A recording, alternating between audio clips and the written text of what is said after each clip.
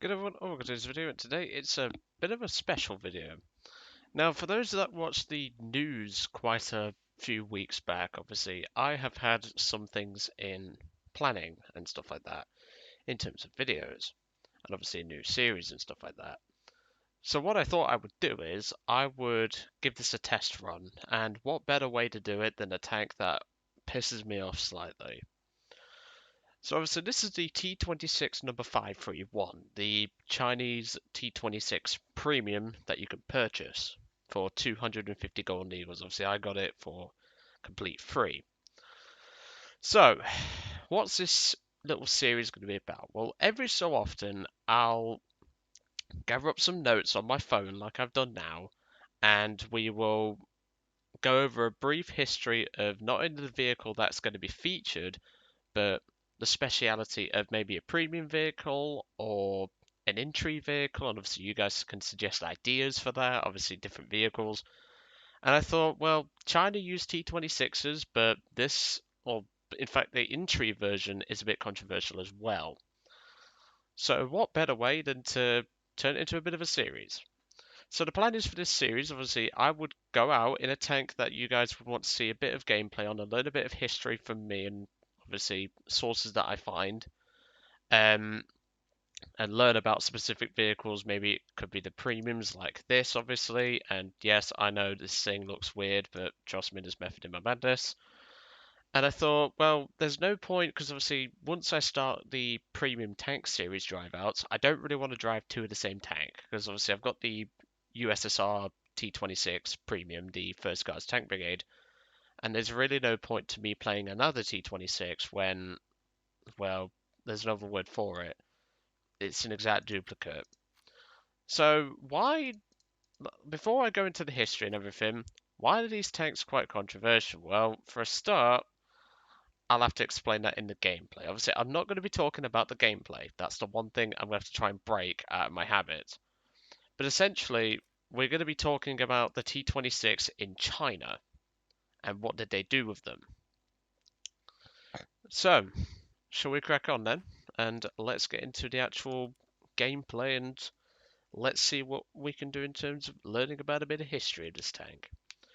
So obviously China was quite a, shall we say, an underdeveloped nation, and they didn't really have the production capacity to do anything that could. Oh, and by the way, before I begin, there is actually another guest appearance, Mr. Hot Pants 123. He's still stat panning people. Anyway, so I'm being sidetracked. So the Chinese received, I believe it was 85, around about 85 to 95 T-26s from obviously Russia. Now, why is this controversial? And I've just remembered my engine. I turned my engine sound up just to help, well, just to like get a bit more authentic. But obviously, because I'm going to be talking a bit more, I don't really want you guys hearing the engine of this tank over me. So, obviously, China received about 85 to 95 from its mixed sources, what I've been able to find, of T-26s. And they had two specific names for them. Now, why is the T-26 number 531 slightly pissing me off? Well, I can answer that. It's the wrong model. Now, I know what you're thinking. Well, it's a T-26, it should be fine, shouldn't it? Well, no. China never received the 1939 model from what I've been able to find. They only received the 1935 and 1937 models. If you are unsure about what a 1935 turret looks like, it's similar to this BT turret, with a bit of, well, with a couple of changes. It's very similar to this BT5's turret. So, obviously, the Chinese, I should say, had two designations for their tanks. Obviously, the T-26s. They had the T-26A, which was that BT5 turret, as I've mentioned, and they also had something called the T-26B. Now, I will leave a few images in the description for you guys to go and have a look at, so you can obviously look for yourself and maybe even suggest it to Gaijin to change these tanks, because at the end of the day, Russia could gain these tanks as optional reserves, which could make Russia low tier even more fun, because I get to review two more T-26s, but we'll gloss over that. So, The difference between the T-26A and the T-26B was a P-40 cupola. Not as in they strapped a P-40 Warhawk to the roof, that'd just be insane, but also cool. It was essentially like, it looked like a guardrail, and they had an anti-aircraft machine gun mounted. I believe it was a 7.62 caliber. So obviously, China wanted to make their T-26s a bit more performable, shall we say, or more like a bit better performance-wise. The way they did this is that they added radios to all their tanks in terms of T-26s. They also increased the engine power from, well, the source I found says 90 horsepower, yet in-game we have 91, so I reckon that's false, the source that I found. Obviously we have 91 in War Thunder. And it was boosted by 4 horsepower to 95 horsepower. And from what I've been able to find as well, they also had welded armor as opposed to riveted. And obviously this would be applying to the 1935 and 1937 models instead of the 1939. So obviously, what is the story of the T-26 number 531? Well, I could barely find any information about it. All I've been able to find is that this tank was obviously used by the Chinese forces and was obviously put under the designation number 531. That was simply its number code. I'm not really sure how the Chinese modeled their vehicles, like named them. Did they have specific numbers and stuff like that? I don't know if the 531 means anything important. It means, well, it's very similar to the T-62 number 545, I think it is, or 645. I can't remember the name of it. But obviously, with the tank being how it is, it's more than welcome for a premium, because obviously it did see action and it is technically a premium worthy vehicle. Now obviously with the Chinese modifying the T-26s to make them a bit better, they did have some problems. More specifically in the engine department. Obviously the 91 horsepower engine is, well in my opinion, it's perfectly adequate for what this thing is. But obviously we've got things like, well, the engine problems were actually pretty severe. So we've got engine overheat. This tended to happen when the oil basically overheated itself because of how much harder the engine was actually working. You then also have oil blocking the spark plug from being able to fire up. So in other words, the engine wouldn't start. That's fun, isn't it? You need to get out of somewhere if you've turned your engine off to be stealthy, and well, your tank won't start. That's a good thing, isn't it? Obviously this problem did not apply to the 1939 because, well, they didn't have the 1939. And one final issue they had in the, well, it's not the engine department, this is more mobility based. The tracks apparently were easily falling off of these T-26s. So obviously this made it so that the Chinese didn't really like the T-26 as a whole. They tended to not really... They liked using them, but they considered them inferior to some of the Japanese tanks that they had. Obviously the Haga, well, they had the Chihas and stuff like that. They considered the Chihas better, which, to be honest, I would actually blame the reliability problems on the Chinese, because obviously they modified them and they made the engine stronger, which it really didn't need to.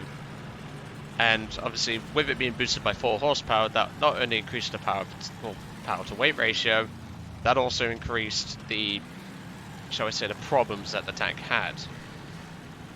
Which the T-26 was obviously based off the Vickers 6-ton as a whole, and the Vickers 6-ton was obviously it was a pretty okay tank by the standards of the time, but obviously as we got further into the war effort, it got pretty hard, let's just say. So obviously with the Chinese using these tanks, they tended to, well, they kept them in their army and all that, but obviously as I've said earlier on, what I've been able to find, they did not use the 1939 model. obviously, this is where the history is pretty much going to stop now, and I'm going to go into more of a bit of a pointing the finger at Gaijin. Now, obviously, with the 1939 model being already in game, Gaijin obviously didn't want to waste their time modifying a T-20 or two T-26s just so they can put them into a new tech tree, because then the Russian players will probably cry about it. And so that just means that we've had a copy and paste for, well, they've just copy and pasted the vehicles, and I think that's just lazy, because obviously the T-26 number 531, from what I've been able to find on the internet, was a 5 model. I nearly said 7 then. I believe it was a 1935 model. And in that case, it would have had only the, well, what I've been able to find on the image. Obviously, if you want me to, I will put some images in the description, or I can give you the images yourself. That's more than fine by me.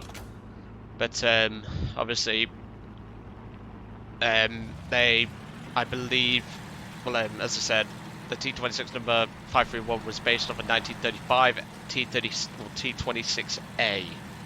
So in other words, it did not have the anti-aircraft machine gun, from what I've been able to find.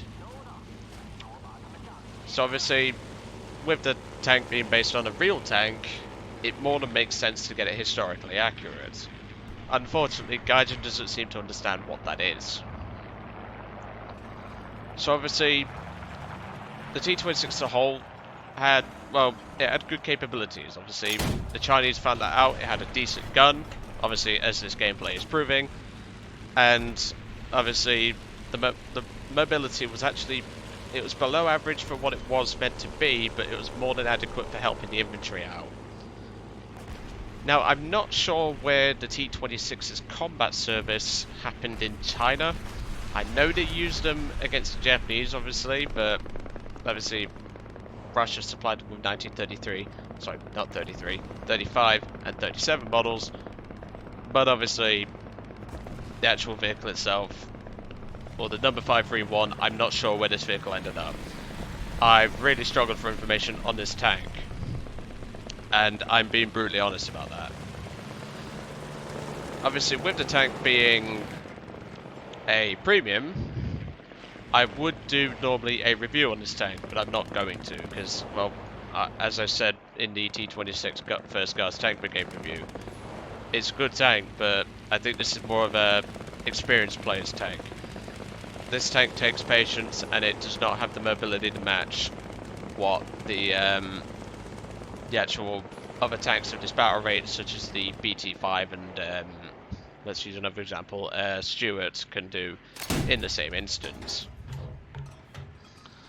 So obviously, with the T-26 being in the Chinese tech tree, many people have gone onto the forums and things like that, from what I've been able to find, including this premium, and have been raging about it. They've been saying, this is lazy copy and paste, this should not be a 1939 turret, and they're entirely correct. It should not be a 1939 turret.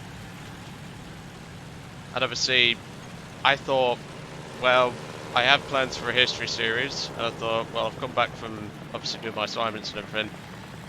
What better time to give this a test run than with this tank, which is obviously stirred up a bit of annoyance in the gaming community with War Thunder and all that. I personally think they're going a bit over the top, because I don't see it as much of a downfall. I mean, the gunman on this thing has saved me once from a Rogo, I think it is. It's a really big Japanese heavy tank thing, but it has saved me once. If I was in the 33 or the 35 or the 37 model, that would not be the case, and I would not have gotten the kill that I obviously got. But obviously, with the tank's performance in real life, with Russia being reasonable against the Japanese in the early parts of the war, but obviously being relatively poor against the German tanks of obviously when Operation Barbarossa began, the T-26 was eventually phased out of service and was converted into tanks such as the T-26-4, which had a 76mm KT-28, I would say howitzer, but in-game it classes it as a cannon, and they tended to be used as artillery support. They were also used as, obviously, well, as far as I'm aware, they weren't really used that much, but from what I've been able to find, there was one modification that turned it into a, what was it? I can't remember off the top of my head, but essentially the tank was turned into a, I think it was a ammunition carrier, because they just saw service for that kind of vehicle, well, that kind of chassis, for what it was needed for. I believe T-26 has served on until 1944 as a whole, but obviously as China got better and better tanks, such as the Sherman, they got M4A4 Shermans, they got M10s and stuff like that, and it just went from there really. So I hope you enjoyed this little twist to obviously a normal video that I would normally do. Obviously, if I did get any facts wrong, please do correct me. Obviously, it wasn't intended to be a full-on history session of the T-26 in China. I just gave a basic rundown. And, obviously, the T-26 number 531 and everything. So, obviously, I hope you enjoyed this little twist. Obviously, as I've said before, the Chinese did not receive 1939 models from what I've been able to find. If that is wrong, please do correct me in the comments.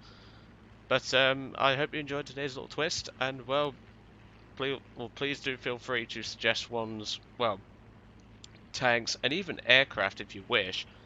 And obviously I'll have to drag them out and get some gameplay and stuff like that. But that's perfectly fine. I'll do it for you lot if you want this. So please do let me know. Obviously tomorrow's video will be another idea for a series, which I'm going to record in a moment once my voice has had a rest. But anyway, I will let you guys off. I hope you enjoyed this little twist, and I will see you all on the next one.